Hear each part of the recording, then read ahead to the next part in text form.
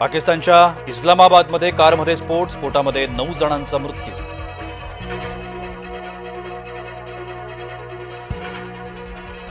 गृहमंत्री अमित शहांनी घेतली उच्चस्तरीय बैठक। स्फोटासंदर्भात दिल्लीत 1.5 तास चर्चा।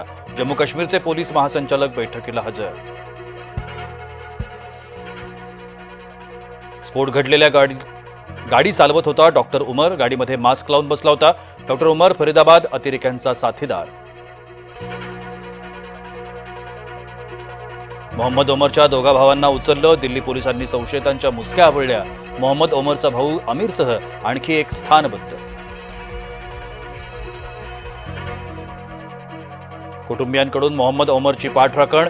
दहशतवादाचे आरोप ओमरच्या कुटुंबानं फेटाळले।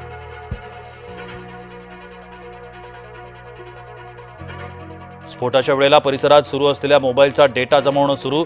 दिल्ली पोलिसांकडून डिजिटल पुराव्यांचाही तपास। लाल किल्ला परिसरामध्ये अनेक मोबाईलची चाचपणी।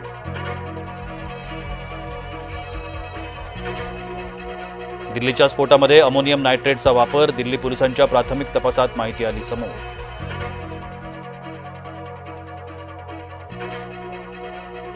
राजधानी दिल्ली हादरलेली असताना मोदी भूतान दौऱ्यावर। विरोधकांची टीका।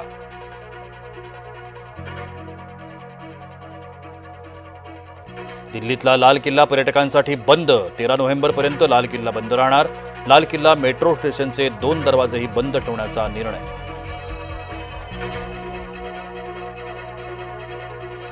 दिल्लीत झालेल्या स्फोटानंतरचा सीसीटीव्ही समोर। लाल किल्ला परिसरात वाहनात स्फोट झाला। स्फोटानंतर नागरिकांची धावपळ।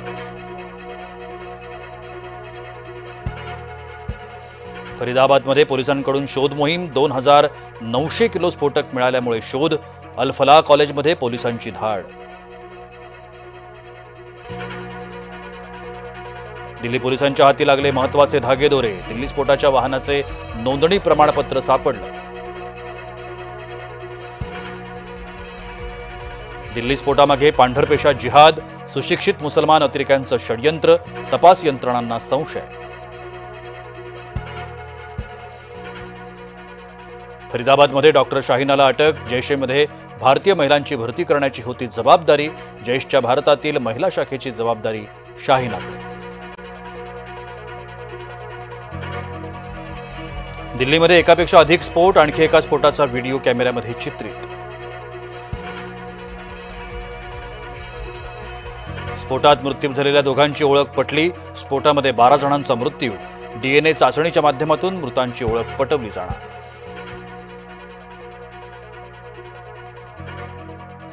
दिल्ली स्फोटाच्या पार्श्वभूमीवर पोलीस अलर्टवर। मुंबई पुण्यातही हाय अलर्ट। महत्त्वाच्या देवस्थानांचीही सुरक्षा वाढवली।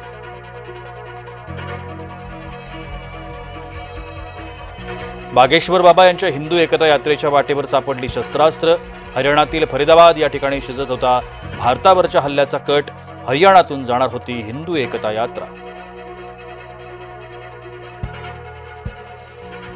दहशतवादी केमिकल हल्ल्याचा कट रचत होते। मंदिरातील प्रासादात किंवा जलवाहिन्यांमध्ये रायसिन मिसळण्याचा डाव।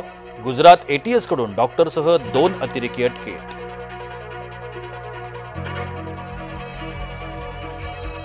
जिहादी दहशतवाद्यांच्या मुसक्या आवळल्या। शस्त्रास्त्रांची देवाणघेवाण करण्याकरता गुजरातमध्ये आल्याची माहिती। गुजरात दहशतवाद विरोधी पथकानं केली कारवाई। मध्य रेल्वेच्या महाव्यवस्थापकाचा हृदयविकाराच्या झटक्यानं मृत्यू। विजय कुमार यांचा हृदयविकाराच्या झटक्यानं मृत्यू। जसलोक रुग्णालयात सुरू होते उपचार। बालाजीच्या प्रासादात कोट्यवधींची भेसळ।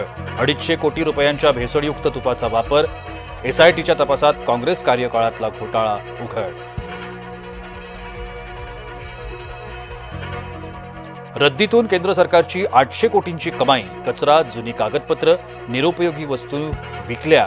मागच्या 5 वर्षात सरकारनं कमवले 4100 कोटी।